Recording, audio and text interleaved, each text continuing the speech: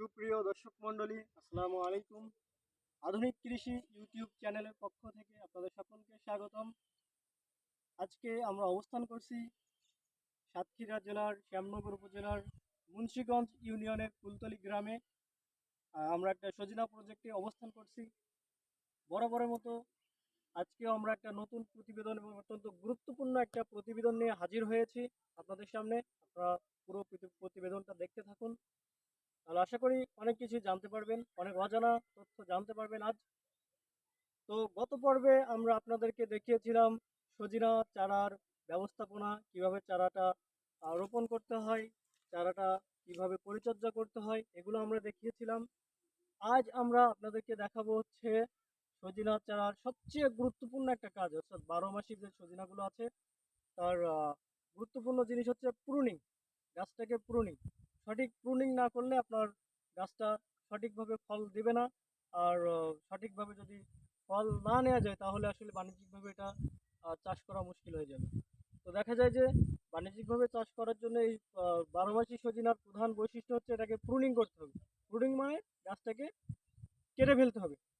কেটে ফেললে কি হবে, আমি যদি গাছটাকে সাপোজ একটা গাছ সোজা সোজা লম্বা যদি হয়ে যায়, অনেক দূর যদি লম্বা হয়ে যায়, তো দেখা যায় যে গাছটা শুধুমাত্র লম্বাই হয়ে যাচ্ছে দিন দিন, কিন্তু আসলে ফল সেভাবে পাওয়া যাবে না। তাছাড়া দেখা যায় যে ঝড়ের কারণে বা বিভিন্ন প্রাকৃতিক বিপর্যয়ের কারণে এগুলা গাছগুলা ভেঙে পড়তে পারে।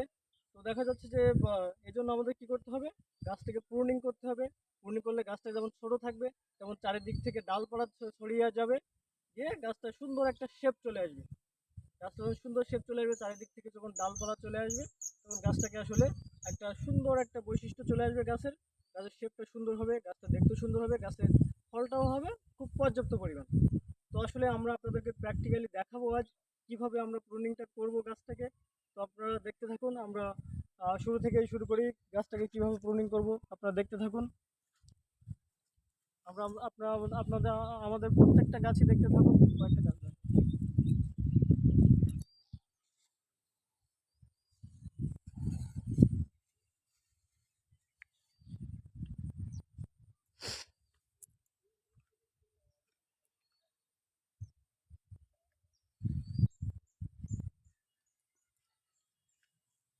দর্শক মন্ডলী, আপনারা দেখতে থাকুন। আহ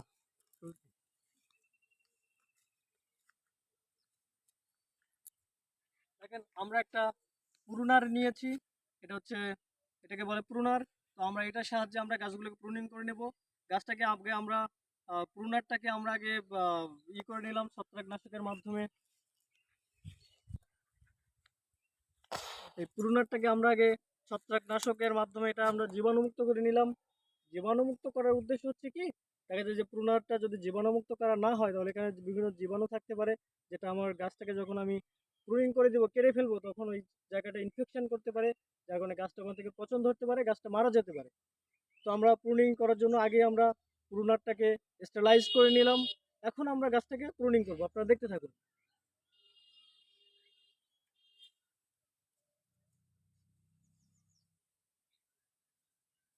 আজ এই গাছের বয়স হচ্ছে 45 দিন।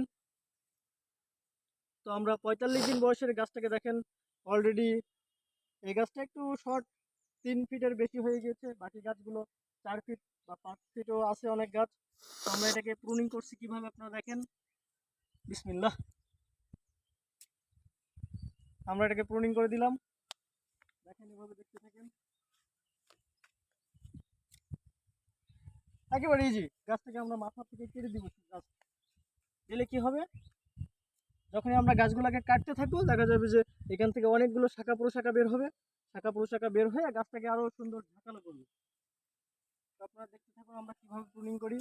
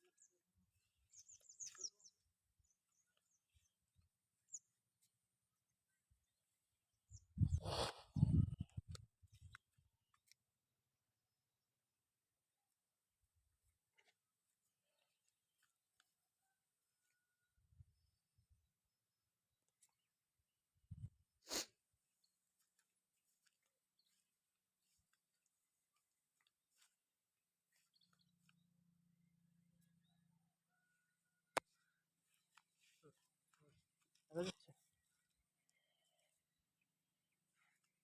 তো আপনারা দেখতে পেলেন আমরা গাছটাকে কিভাবে প্রুনিং করলাম। আমরা পরবর্তীতে দেখাবো গাছগুলো প্রুনিং করার পরে আমরা যখন এর থেকে শাখা প্রশাখা গজাবে তখন আমরা আবার আপনাদেরকে দেখাবো।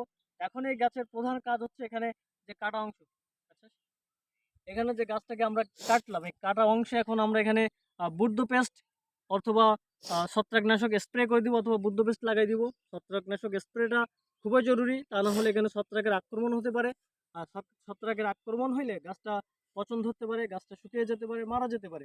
তো আমরা এখন প্রধান কাজ হচ্ছে গাছটাকে প্রুনিং করার পরে এটাকে আমরা ছত্রাকনাশক স্প্রে করে দেব।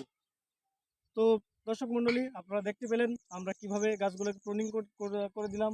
আপনারা আমাদের সাথেই থাকুন, তাহলে বিস্তারিত একের পর এক স্টেপ বাই স্টেপ আমরা কি করছি আপনারা দেখতে পাবেন। এবং আপনারাও 12 মাসি সজিনার চারা বা 12 মাসি জাতের সজিনা অত্যন্ত লাভজনক একটা বা ব্যবসা। তো আপনারা আহ, দেখতে থাকুন এগুলো। বা যারা বেকার আছেন, আমি মনে করি যারা বেকার আছেন, যদি সামান্য কিছু জমি থেকে থাকে বা লাগানোর মতো কোনো ঘেরের ভেড়ি থেকে থাকে, আপনারা কিছু চারা সেখানে 12 মাসি জাতের ভালো জাতের চারা সেটা আপনারা লাগাতে পারেন। অত্যন্ত কম খরচে অধিক মুনাফা অর্জন করা যায় এখান থেকে।